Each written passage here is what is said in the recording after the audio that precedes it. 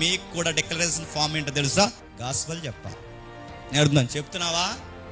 సోది చెప్తావు అరుగుల మీద కూర్చుని, పార్కుల్లో కూర్చుని పనికి మేల మాటలు మాట్లాడుతాను. అడుగుతున్నాను, నీ బ్రతుకు పెట్టుకుని ఆదివారం విన్న గాస్పల్ నువ్వు మండే టు సాటర్డే వరకు ఎక్కడైనా పంచావా? నీ ఎదురింటి ఎల్లమ్మతో ఏం మాట్లాడుతున్నావు? నీ పొరిగింటి పొల్లయ్యతో ఏం మాట్లాడుతున్నావు? నీ ఫ్రెండ్తో ఏం మాట్లాడుతున్నావు?